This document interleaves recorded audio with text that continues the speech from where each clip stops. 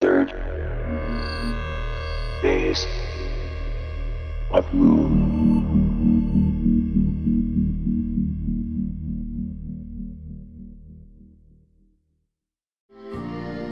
We have an unidentified flying object.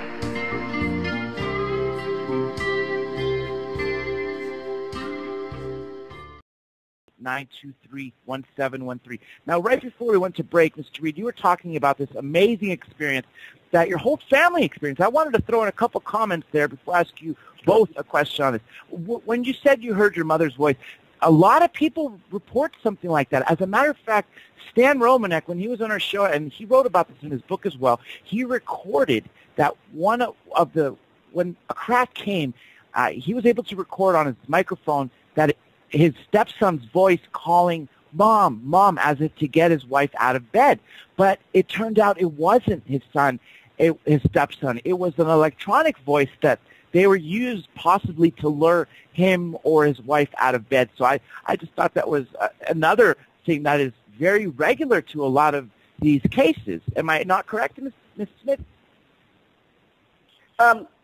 I'm sorry, say that again. You're talking about the partner that... Yeah, that a lot of times these visitors use the voices of a family member to lure people out of their bed, right? At times, yeah, there seems to be some deception in some ways. In fact, I had a couple of people that I was regressing, and, you know, they can make a person see something or someone that's really not there, but we call it a screen memory, to perhaps calm the person down or, you know, make it easier for the person to agree to go with the abductors. But one of my clients said that she saw her, they were coming into her house, the aliens, and she said, "Oh my God, I see my mother," and her mother had been dead for several years. And then she realized that, you know, of course it wasn't her mother, it was them placing that image in her mind, and it made her extremely upset. She used a term that I can't use on the air, but it's in her regression tape. And, you know, I can understand her anger towards them. And what they basically do is they reach into our memories and use that to, like you said, create a screen memory to, in essence, calm us down to kind of submit, right? And other times people also say that when they're traumatized, that the ETs either do something or tell them something and they're instantly calm. Did you experience something like that, Mr. Reed?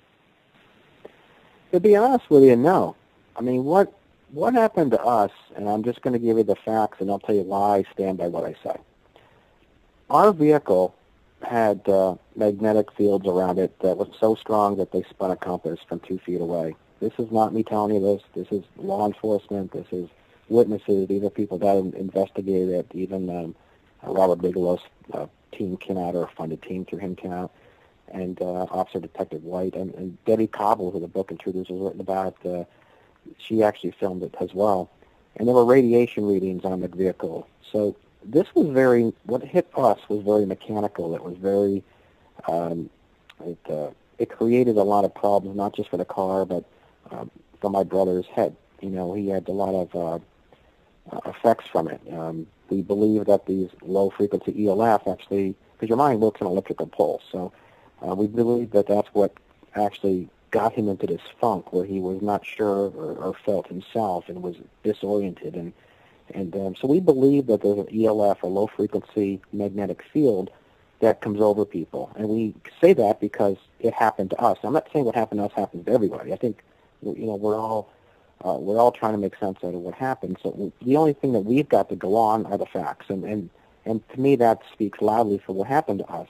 And it certainly holds true when you look at HAARP and the different testing they're doing with magnetic fields today.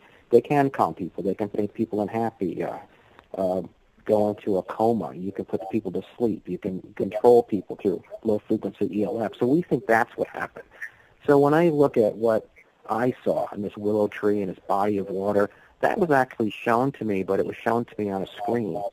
It wasn't a screen memory. It was shown to me on a large back wall of what would look to be part of a craft. It went from 9 o'clock to 3 o'clock. It was about 15 feet high. It was huge, and we had a black and white TV back then, so this thing was quite amazing in a lot of respects. So maybe we all see things differently. Maybe we take things, take from it what we will. Maybe to some who are under some type of, or their head is being manipulated or under some type of influence, might think that's a screen memory when they're actually seeing something real. Or maybe it's the other way around. Maybe it was a screen memory for me, and I think it was actually there. I don't know. But I can say that for me and my brother, and that what we saw was very mechanical. It was very, knock on wood type of thing. So I'm not saying that everybody's, obviously I think we all have or share different experiences, and we take from it, what we will, and our mind tries to tell us what happened, and our gut tries to tell us something else. But at the end of the day, all you have to do is go by the facts, and the facts said, hey, you've got magnetic energy on your car, you've got radiation on your car, your brother's now bald, you guys have had health problems, the car was permanently damaged, and this is what we saw. And so that's what we take from it. One thing I love about your case is, like you mentioned with the witnesses, there are so many, everybody from officers, polygraph experts. You had some that testified on your behalf that said you were not lying on your polygraph test. You had one thing that I love, which we could hopefully talk about right now. Off air, we were speaking about that during one of these experiences you had, witnesses, neighbors claimed to have seen craft landing right in your land, right? Yeah, there was 30 to 50 people at the Egremont Country Club back in the 1960s. That club was only 7 miles from our home, and it's still there today, actually. And Hynek had actually issued the case from Jug End Resort. I think it was a CE2 classification in a Bailey rating. And as it turns out, when Attorney Robert Bleckman was looking into our case, that was one of the cases that he used to reference our accounts.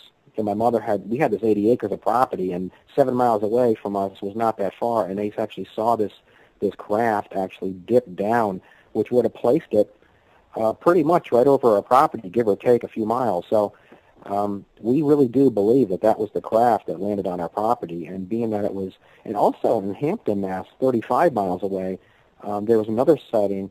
So these are both in September, both when it happened with us. So in retrospect, that was really what drove Robert Bleckman to actually pursue our case, and how it kind of snowballed from there. So, and we've got the polygraph examiner actually went on an interview actually with a friend of Bonds just a couple of weeks ago, and gave a statement to the test and the questions that were asked of me, and what year and how I passed and what the score was and that sort of thing. So he's been, I think, one of the questions he was asked by Lori Wagner, if I can use her name, was, did anything anything I said or our case persuade him in any way to change his opinion on the phenomenon? Because at one point, because these are the people that are actually having contact with them. If we're going to get any knowledge of what these beings are like, their intentions, how they interact,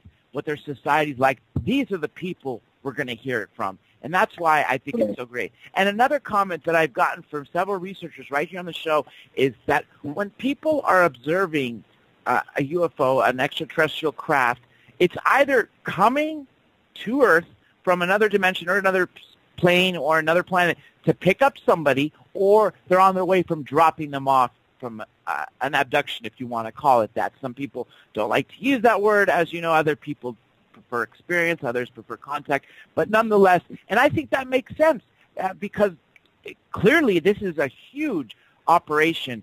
The last Roper poll was, 4 or 2% of Americans, of up to 4 million people in America alone have been subject to this? Isn't that what it was? Turned out to be 1 in 50 American adults, and that's quite a bit of people, quite a few. If you think about the number, is staggering, but it's very true that they are here, and people see them because they are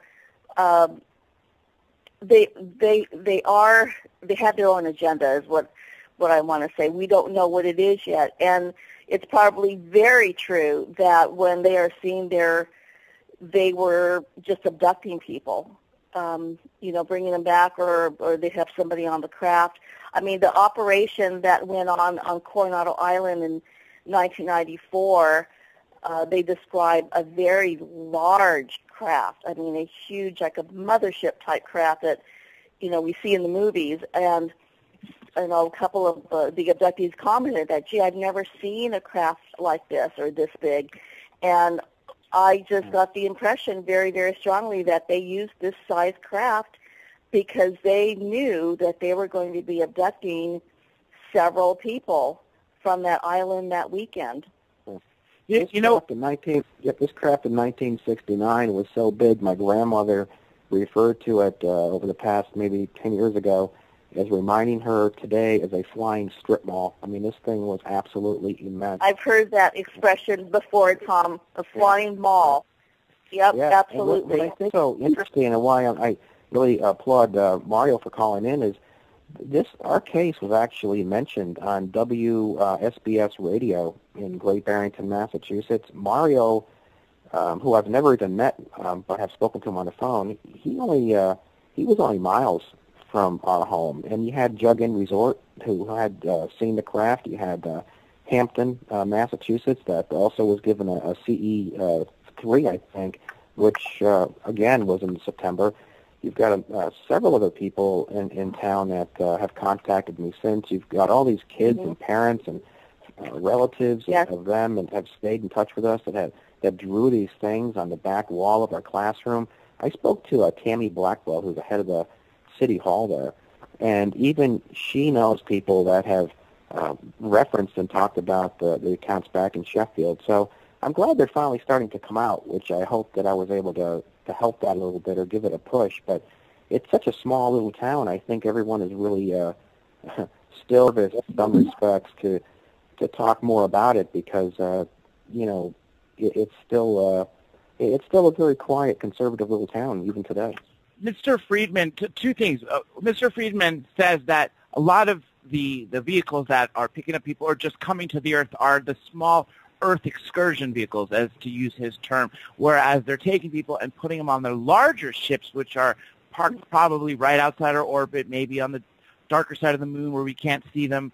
And the other thing, I just read another lecture by Jim Maroney, if I'm not mistaken, who was a truck driver, is a truck driver, and says when he was taken, his entire truck was taken into the ship.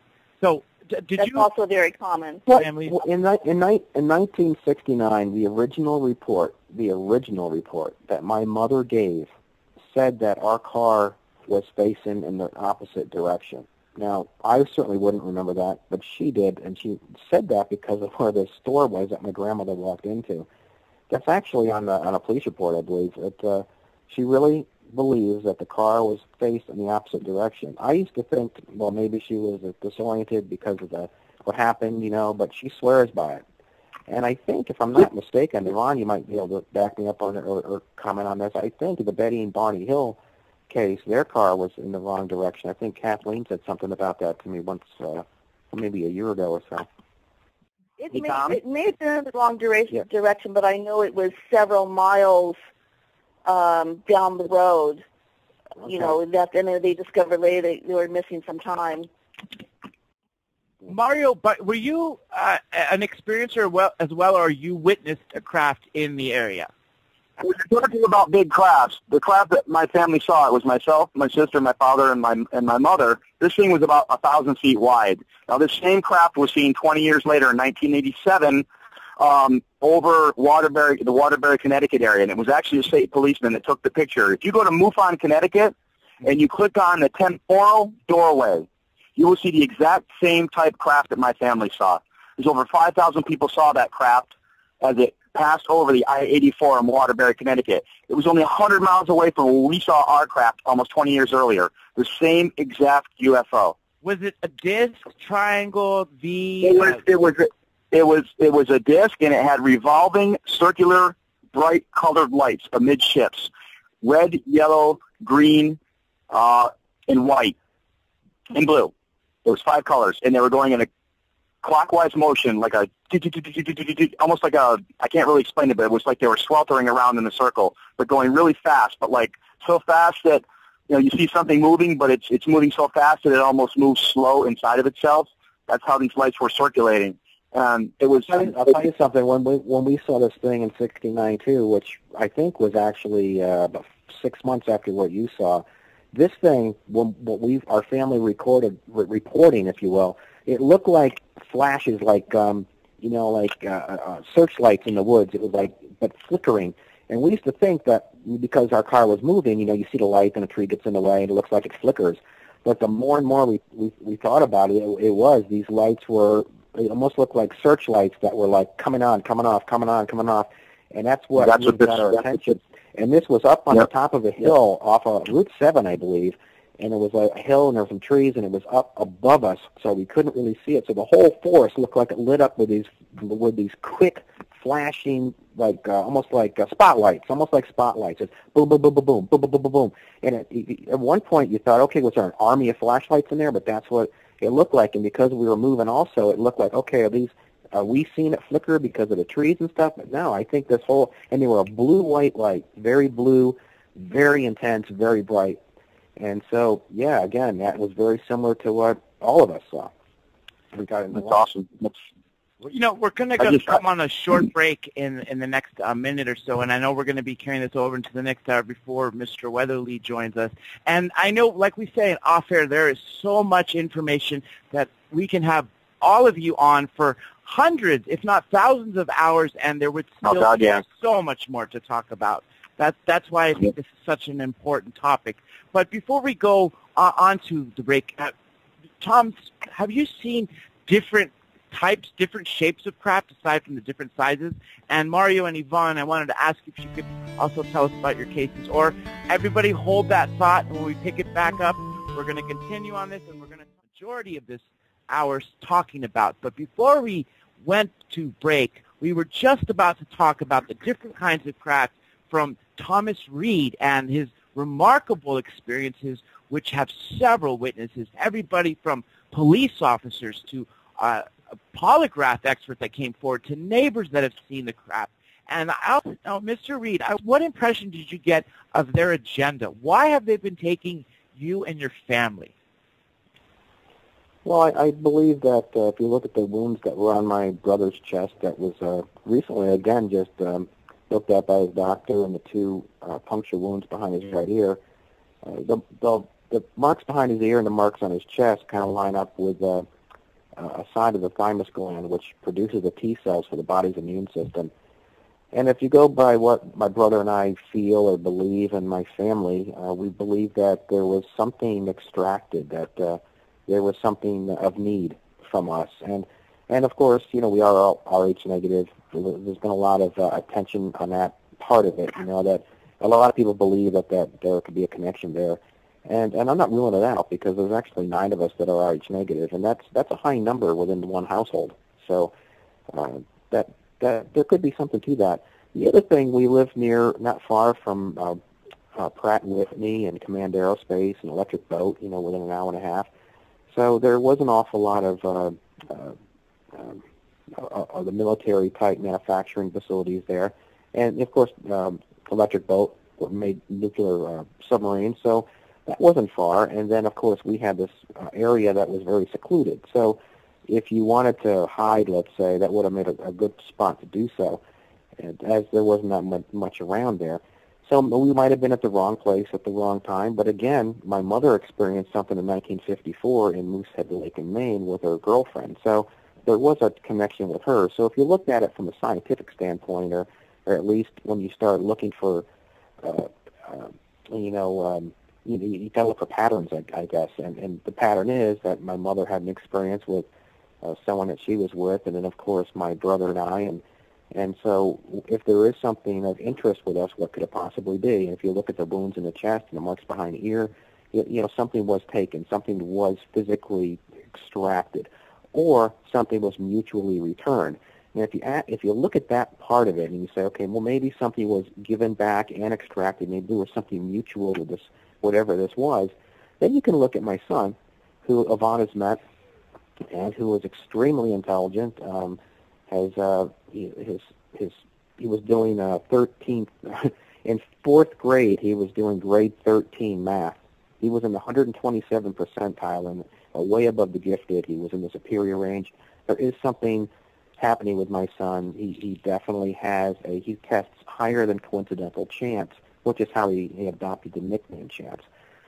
So there is something going on with him. Whether it has anything to do with this, I certainly can't attest to that. I don't have a way to measure that, except that no one else in our family has this sense that he does.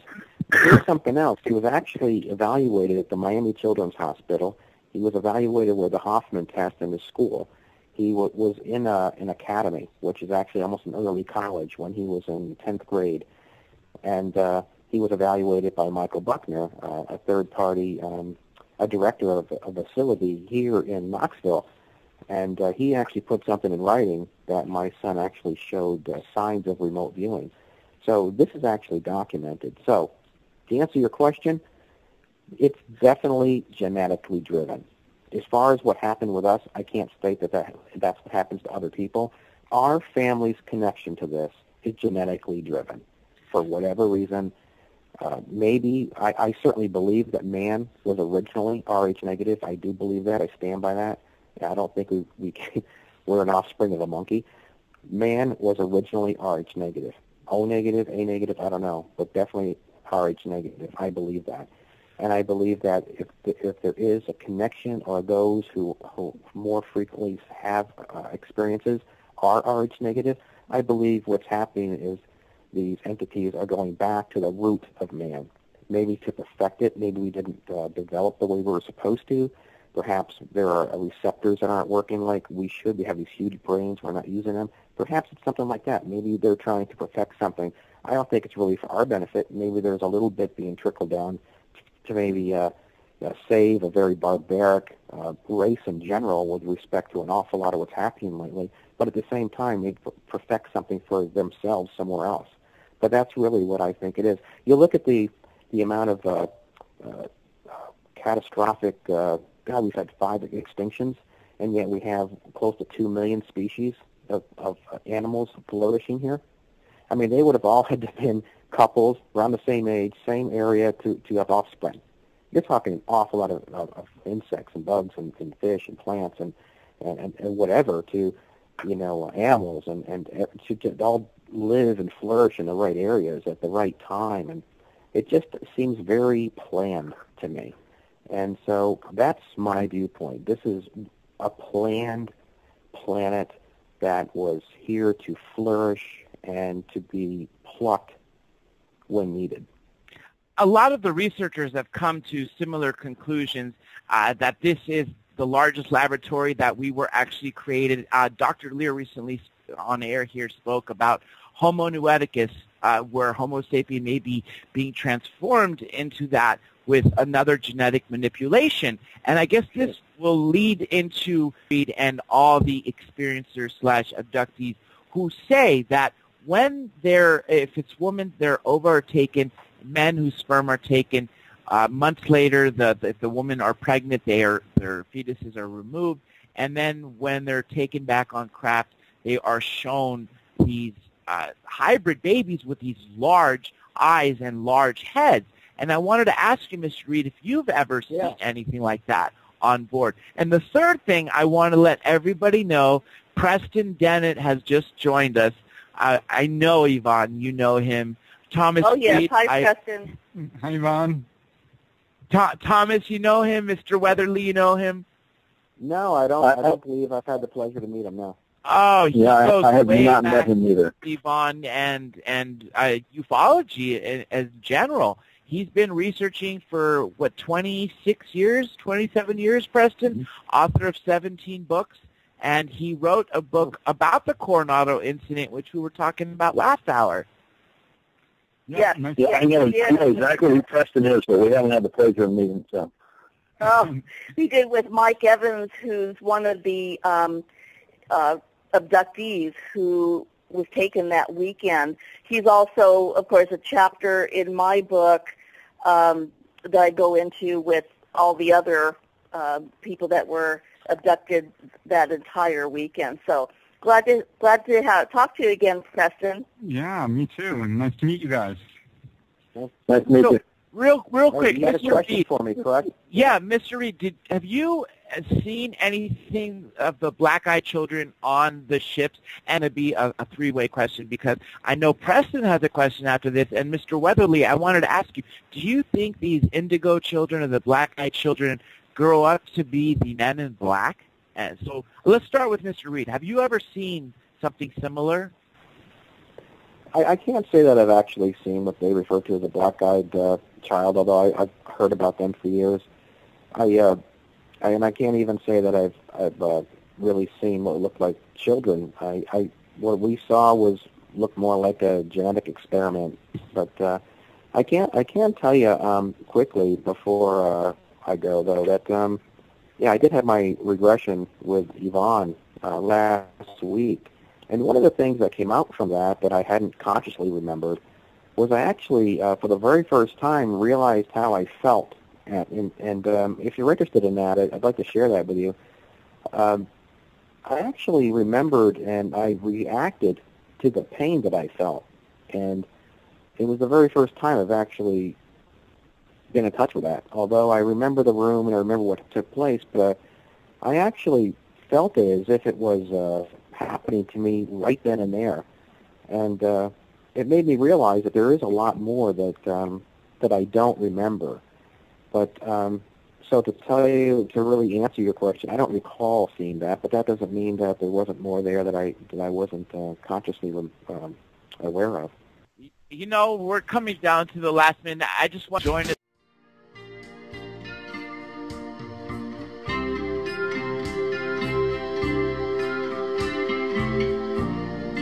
We have an unidentified flying object.